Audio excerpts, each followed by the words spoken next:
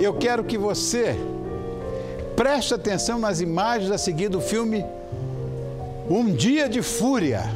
Uau! Pedir alguma coisa do cardápio do almoço. Eu não quero almoçar. Quero tomar café. Eu entendi. Eu sinto muito. Ah, é? Pois eu também sinto muito.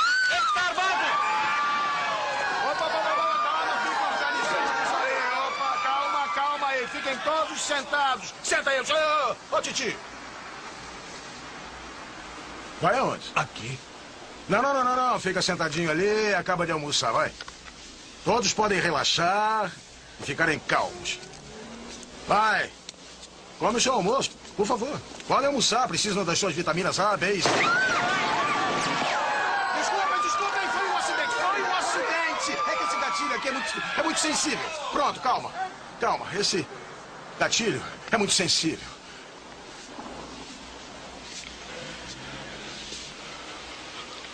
Vem que eu posso tomar café, por favor. Sim, senhor. Sheila.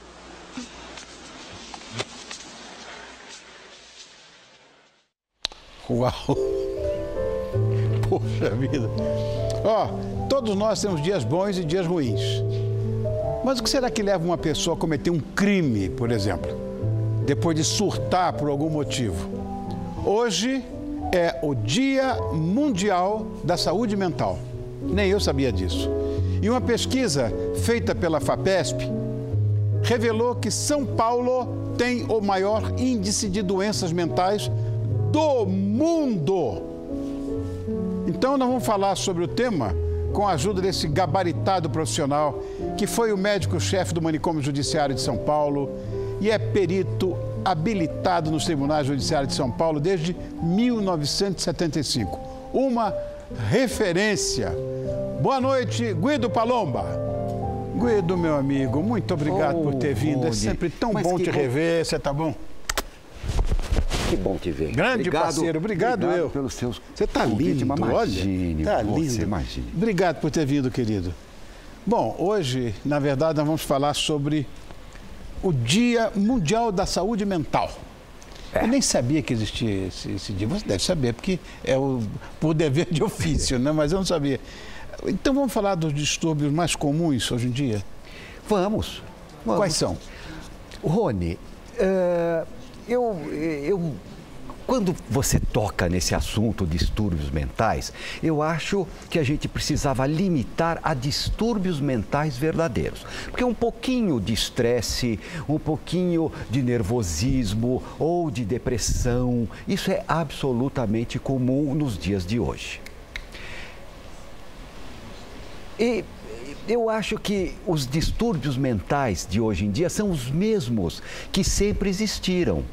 Que a humanidade, o homem, ele não mudou nesses últimos 100 anos. O cérebro dele continua do mesmo tamanho, as doenças mentais são as mesmas. O que é doente aqui é na China, no Japão, são em todos os lugares do mundo.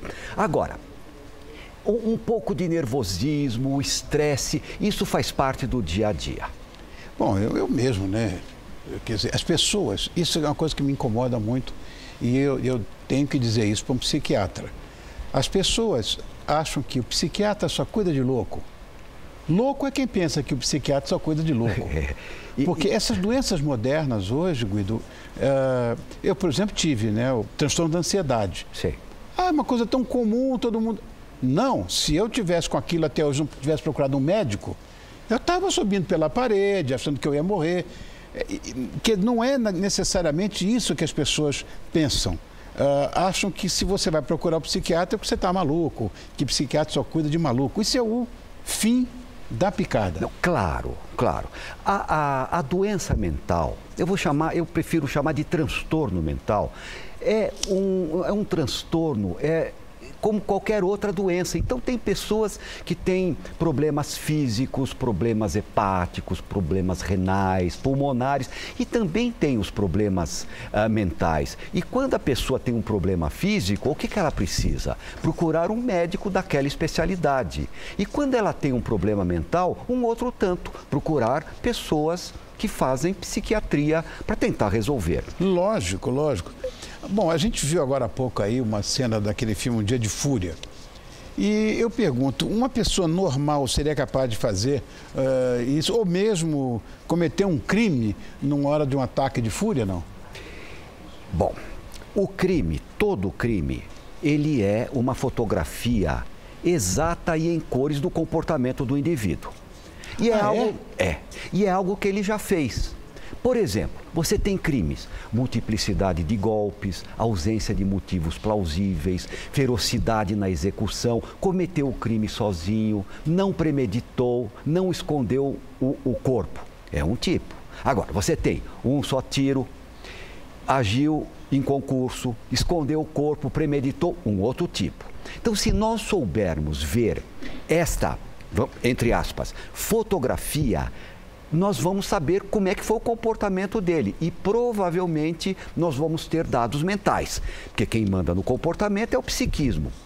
Então, todas as vezes, essa é uma dica importante para a gente saber se a pessoa que cometeu o crime é ou não portadora de transtornos mentais. A dica é a seguinte: todas as vezes que nós pudermos compreender aquele ato de uma forma psicológica, por exemplo, eu estou sem dinheiro, eu mato a pessoa e bato a carteira. Ele vai me delatar, eu pego e tiro a vida dele para queimar arquivos. Claro, são atitudes condenáveis, moral e juridicamente, mas são compreensíveis psicologicamente. Agora, por outro lado, quando você não compreende a conduta do indivíduo, uma pessoa xinga, ele pega, descarrega uma arma totalmente.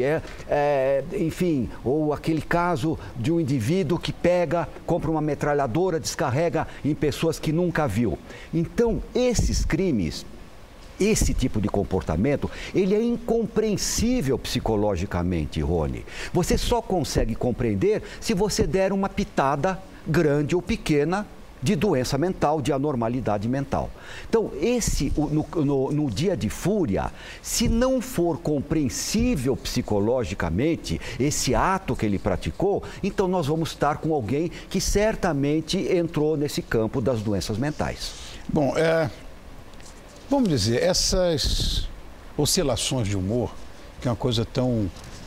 hoje se fala muito em bipolaridade. Exato. E tal, mas e essa coisa comportamental, isso tem cura, né?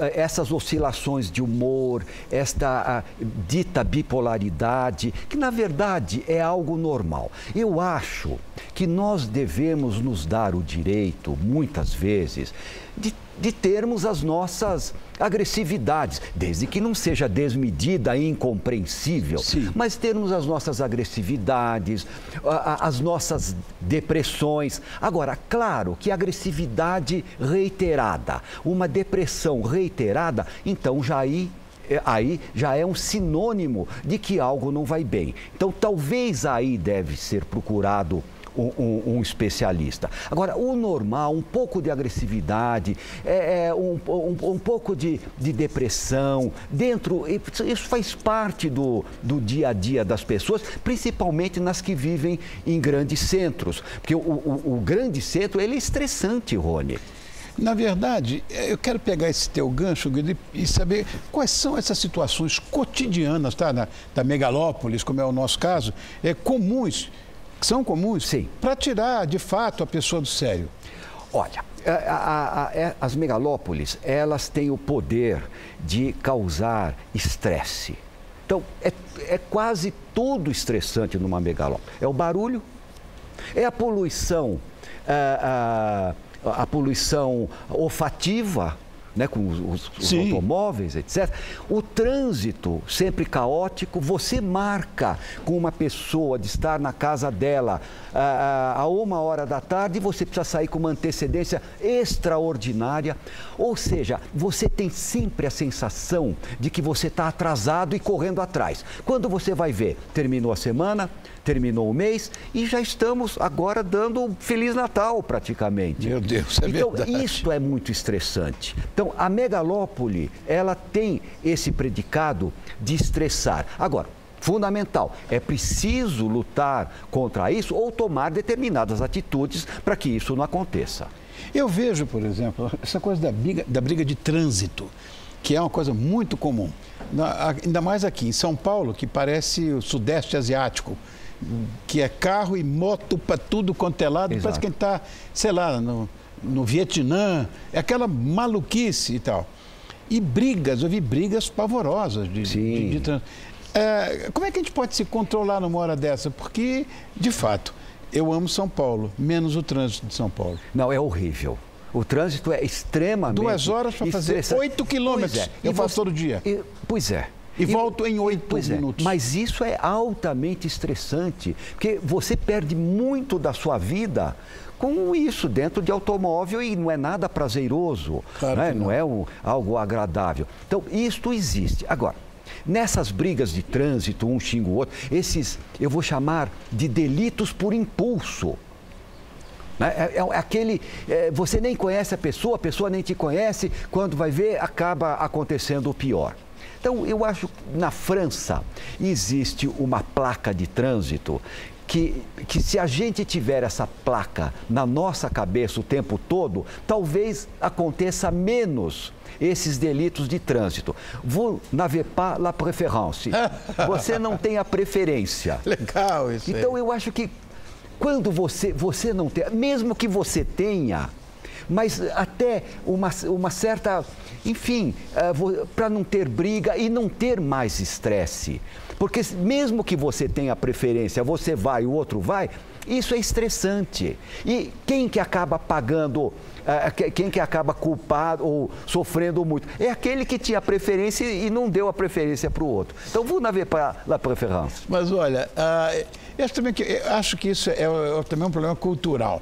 Porque, veja bem, nos Estados Unidos existem regrinhas comuns. Quem chegou primeiro, vai primeiro. Exato.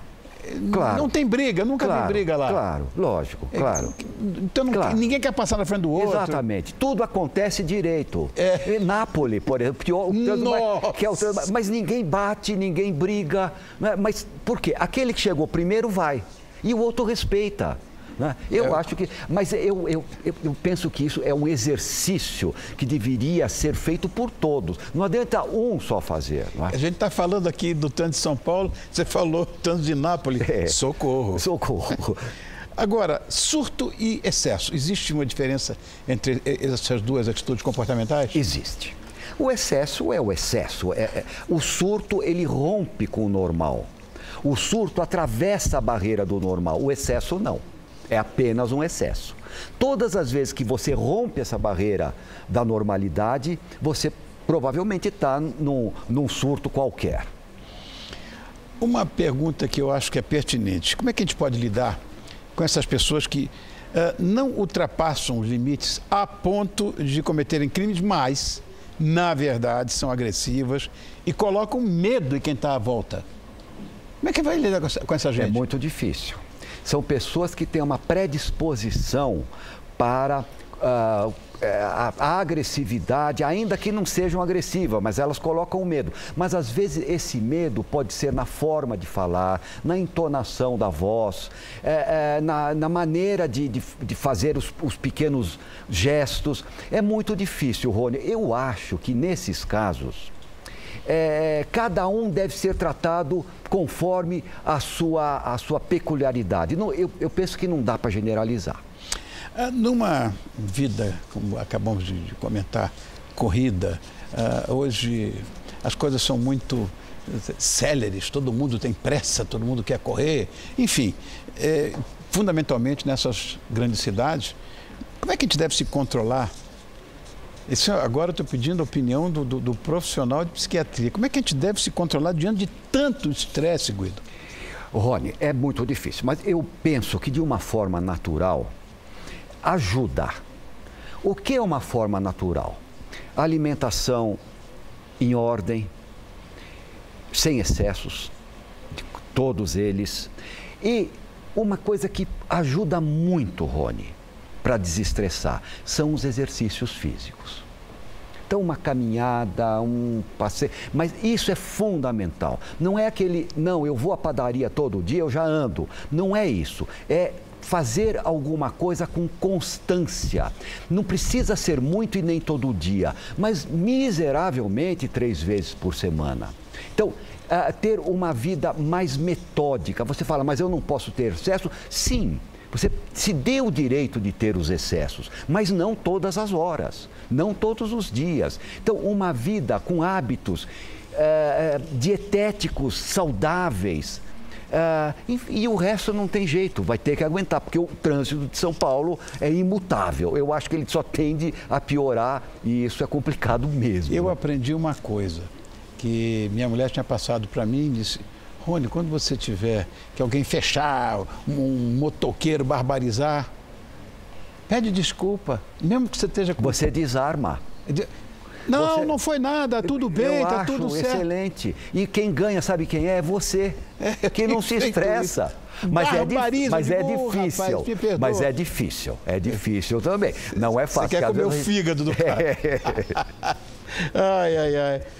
Guido, mais uma vez, muito obrigado, meu amigo, por ter vindo nos ajudar com a sua sapiência de psiquiatra forense, seguramente o mais conceituado do nosso país. Muito, muito obrigado, Guido Palomba. Eu que agradeço, Rony. É sempre um prazer muito grande estar aqui com você. Muito obrigado. Obrigado mesmo. Eu, querido. Obrigado eu.